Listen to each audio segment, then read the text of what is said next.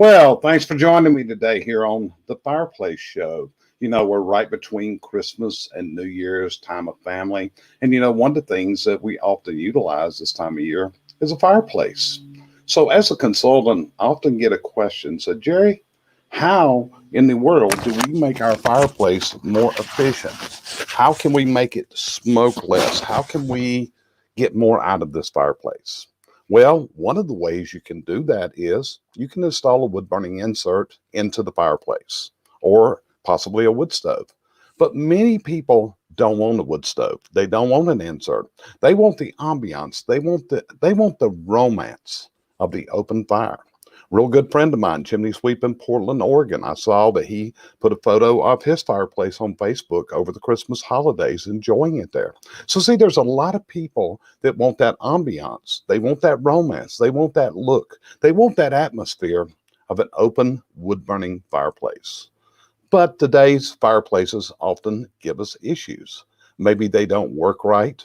Maybe they spill smoke into the home. Maybe they create odors and other things. So today, what we're going to do is we're going to go back. I'm going to give you a little bit of history lesson, and we're going to talk about fireplaces and what you got to do to make a fireplace efficient in this world today, where it gives you more heat, creates less smoke, less emissions, and other things. There's nothing better than coming in from a hard day, from a cold world, than fire. Because fire just simply works. It warms our bodies. It gives us a comfort feeling. And there's nothing about that beats sitting around the open hearth with the fire burning and enjoying it with your loved ones. So let's talk about this. But see, what's happened here over the past few hundred years is the construction of fireplaces has basically changed tremendously. If we look back at our ancestors, if we look back at TV programs, other things over the years, what we're going to find is we will find very different fireplaces in older days. You're correct, Jay. How you doing, brother? It's like Jay's talking about here. Today, you can get a high efficient fireplace and put in your home. But what we're going to be talking about today, Jay, is going to be how to convert a masonry fireplace and give you that more efficient fireplace with what you have there. So to do this, we're going to take you back in the history a little bit into the 18th century, where there was a gentleman. He was born in Massachusetts. His name was Benjamin Thompson. So Mr. Thompson decided around 1776 it would be a good time to get out of the United States. And the reason being, he supported the King of England. He was what was known as a Tory in those days. So Benjamin Thompson went to Europe and he moved into Germany. And he made such remarkable contributions in science and other things that the Queen made him the Count of Bavaria, which is a section of Bavaria, a section of Germany.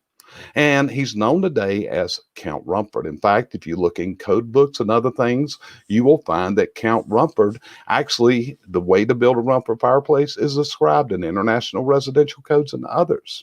So what did he do here? Let's talk about Rumford for just a minute. I've told you a little bit about his background, but what Count Rumford also did is Count Rumford corresponded with people like Benjamin Franklin, Thomas Jefferson, and other noted researchers and scientists of the day. This book I'm holding up right here is The Works of Count Rumford. And this is actually a reprint of his essays that he wrote in those days. If you get this book, you can actually order it off of Amazon, but it will be written in what I would call Old English style. So many of the words are really hard to comprehend because they wrote much different as they spoke in those days. Okay. But anyway, Count Rumford saw that there was a problem with fireplace construction. One of the things he said, it warms one side of the body, but doesn't warm the other. So Count Rumford, who was a noted researcher, went to work and researched how to build a much better performing open fireplace, an open fire. And what Count Rumford came up with is the Rumford Fireplace Principles. And there's a couple things about the Rumford Principle, and you can see behind me on the charts up here that I've got behind me today, you can kind of see the difference in a Rumford fireplace, which is this one right here, and an American fireplace like we see today. When there's vast differences in these. Some of the things that Count Rumford talked about was that the rear wall needed to be straight. It needed to be perfectly straight. He also talked about the side walls of the fireplace and the angles of the fireplace, which he said needed to be 135 degrees. He also talked about the way the air would come into the fireplace and what he called the weir and what today we call the lintel. He wanted that to be curved, as you can see in the drawing right over my shoulder. And from all these things came into play. Good afternoon, Larry. Thank you for joining me today, sir.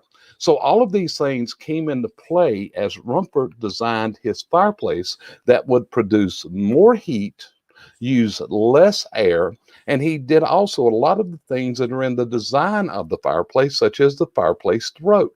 Now, where's the fireplace throat? That's where you would probably find your damper. The damper, that thing you open and close to let smoke go up the chimney. And what he wanted to do was he designed that where the sizing was such that it created a nozzle effect. Now, to simulate this in today's world, think of a garden hose that you squeeze down. And once you squeeze it down, what's happening is the water goes farther whenever you do that. And this is part of the studies that he showed in his research of ways to do this. So this was the Rumford principles. But over the ensuing years, people stopped using their fireplaces to heat their homes. Many, if you have an older house or go into an older house, you're going to find sometimes you've got really big fireplaces because they use those large fireplaces to cook. They did other things with them. But those really big fireplaces didn't heat homes. So in many older Victorian style houses, you'll find very small fireplaces with very shallow depths. They were made to burn coal many times, but they also radiated much more heat into the room. So again, there you go. And Jay, and you're exactly right, Jay. We're going to be talking about those things, prior fires, Aaron's fires, Bell fires, all these things we're going to be talking as we go forth in this show today. So as we went on through, like I said, central heat came into play in the world, especially in the United States, where in the 19th century, a lot of people heated their homes off of fireplaces. Go into older homes in your areas, and you'll find often every room had a very small fireplace. This is what they heated the homes with, were these fireplaces. Again, you may find a large fireplace, and often it was used for cooking and other things like that.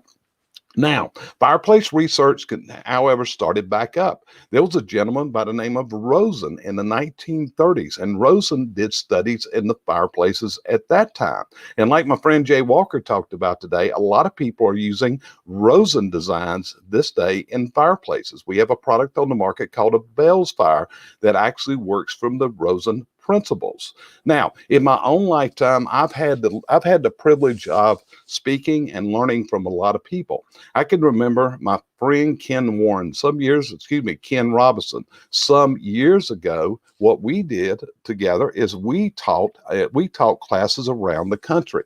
It was to chimney suites, and we were teaching them about diagnosing issues in masonry chimneys. So Ken started talking about Rumford fireplaces because Ken had, tell you a little story here, Ken had went to a home that a guy had a brand new Rumford fireplace built. And he told the guy, he said, that thing will never work right. It's just not built right.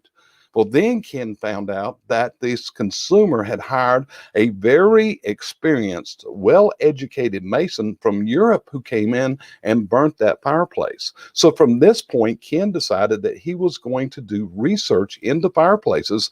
And some 20, 30 years ago in these classes, Ken taught me a tremendous amount about Rumford fireplaces. Now, in the Rumford design and how this worked so much better than the present day fireplaces that we had that were available to people. Other people I've had the privilege to communicate with are people like Jim Buckley, who has designed the Rumford fireplace and works with Superior Clay Tile and produces products for building Rumfords. Another gentleman that I've had the extreme pleasure of meeting and talking with and discussing these things is a gentleman by the name of Chris Pryor. Now, Chris lives in New York. He is a mason. He builds masonry heaters, but Chris has devised he calls a Pryor fire, which is a different looking fireplace, but it radiates heat into the room tremendously. Now, remember, when we talk about radiant heat, we're talking about heat that travels through air and warms objects. So Rumford styling fireplaces using the design of a Pryor fire, a Bell fire, a Rumford, also for outside fireplaces when you're wanting to radiate that heat into a larger area. Now, in fireplace design, I want you to think of it similar to a funnel, because that's what we're doing. We are burning wood in the appliance, and then we have to funnel it into the flue area. And we do this through a process called laminar air flow. Because what all of these designers do, and what I do when I do consulting work with an architectural firm in the consulting side of my own business, we design fireplaces that have laminar flow. We're also using a principle called streamlining. And if you've ever seen a wind tunnel test of a race car or other things, it's kind of like the exact opposite. Instead of the vehicle, like a race car, going through, in our case, as we study smoke, we've got to put the smoke and the gases through a cylinder into a smaller area. Often in classes, I describe it as a teepee and other things. But this is also problems that we have in our industry today, is many people just don't have good smoke chambers. So see, what happens is, in today's world, many times a consumer such as you will call a chimney sweep out to their home, and the chimney sweep is telling them about problems that they weren't aware of. And one of the big ones here is a smoke chamber problem. And what I'm going to do is to illustrate what a smoke chamber does. I'm going to pull a video up and I'm going to play. It's going to take about 2.5 minutes. And this video was produced by a real good friend of mine. His name is Clay Lamb. And he has a YouTube channel called Ask the Chimney Sweep. And you can go there and see a lot of videos that Clay has prepared for people that can really help you understand what's happening in the real world out there. So what I'm going to do is, this is going to show you about smoke chambers, because many times today, there's going to be a chimney sweep may come out to inspect your chimney and tells you about the problems in the smoke chamber. And the smoke chamber could be a lot of your problems. You can see that right over my head here, I've actually got a cross cutaway of the smoke chamber. The smoke chamber is the area between your damper and where your flue starts. You may call it the flute, you may call it any number of things, but that's the way a fireplace is designed. And many fireplaces have very rough corbelled edges, like you can see here in the drawing. You can see we've got these rough brick in here. Well, again, what we're trying to do in fireplaces today is create great laminar airflow, so the smoke and the gases will escape out rapidly. So we're going to switch over. Hopefully this video is going to play okay for you. And this will be a video from the Ask the Chimney Sweep series on YouTube.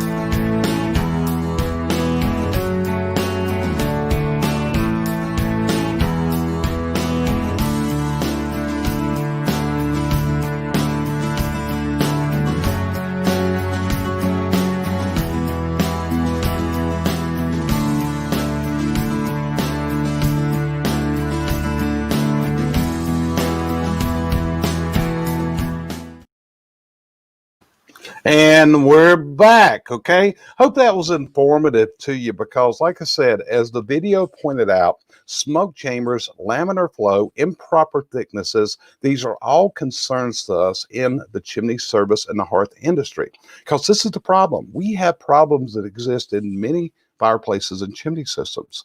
And often this is where a chimney technician comes in, they look at your chimney, they're sweeping it, and they're finding issues in the chimney. But there's ways to take care of this because for years, codes and standards didn't address it. The smoke chamber parging you just saw, that was something that wasn't even addressed 30 to 40 years ago. So if your house is built prior to that period of time, more than likely, you're probably going to have smoke chamber issues in that fireplace. You know, I was president of the National Chimney Sweep Guild and the Chimney Safety Institute of America for a total of 6 years. And during that time, we used to have a logo that we promoted out to American consumers. And it's still true today. Don't make an ash of yourself. Now, let me go over a couple more problems that we're commonly finding in the field with open wood burning fireplaces. And there are products that can take care of this, okay? One is we're finding a lot of fireplaces that right under that fire brick, they have built wood. That's correct. There was a form built in, and the brick is laying on top of it. And this is now being traced to a lot of house fires because that wood goes through a process called pyrolysis and also called vaporization, where it can catch on fire at some time down the road. So again, these are various issues. So we also want to make you aware of the problem with improper ash disposal. So this is a big one, and this accounts for loss of life. I can well remember a few years ago from Stamford, Connecticut, seeing the story about some small children that perished in a house fire that was traced to ashes that weren't improperly disposed of. Good afternoon, Stephen. Stephen just joined us, and Stephen is one of those experts in the industry that can actually do some of the things we've been talking about of turning your fireplace into a safer appliance for you. So here's our suggestion to you. Have you had your chimney professionally inspected? Have you had it checked? You see, that's one of the things that the National Fire Protection Association recommends, that chimneys be inspected on an annual basis. And what's happening when they come in to do this, the technician that's going to do this for you, they're going to be able to check it for any oddities. They're going to be able to spot the defects. In other words, they're going to assist you in not making an ash of yourself and your home, because we have problems in chimneys across America. I've seen this too much. I've been working in this industry for many, many years, and it's very disheartening the people that we see get sick in their homes from improper venting appliances because the chimney system isn't venting it properly, or they have a house fire because many times there's improper clearances from the chimney itself to the framing members around it, and this can be a severe safety issue. So, hey, I appreciate you joining me today. I hope this has given you some things to look at and an understanding of fireplaces and chimney systems that are out there. If you're watching this show, we do this for education of American consumers. And we would invite you to share this show on your social media as a way to educate the consumers in your market area, because this is the information that we are trying to get out through the production of the Fireplace Show. We are producing this, and we are beaming it through quite a few different social media outlets. It's on Facebook, it is on our YouTube channel, and we appreciate it. Jay, I really appreciate those words. It's a great job of Jay. That's what it's all about. And Jay, so you'll know, that's commenting on here, he also served as the president of the National Chimney Sweep Guild for a period of years. So it's all about getting the information out. I don't sell these products. I don't provide the services of repair. I have no vested interest in you buying these things, okay? I'm simply trying to provide you, if you're a consumer, guidance and how to make the best decisions for your home and for your family. And with that, we appreciate you joining us today on this edition of the Fireplace Show. Keep watching us. You'll see our shows coming out on a regular basis. We'll be dealing with more and more parts of masonry chimneys, factory built chimneys, and other things, gas logs, creosote. And we'll be having guests on here also that have subject matter expertise. So sharing is caring, guys. Share this out on your social media, please. And I want to thank you so much for being and watching us today and listening to what we're sharing.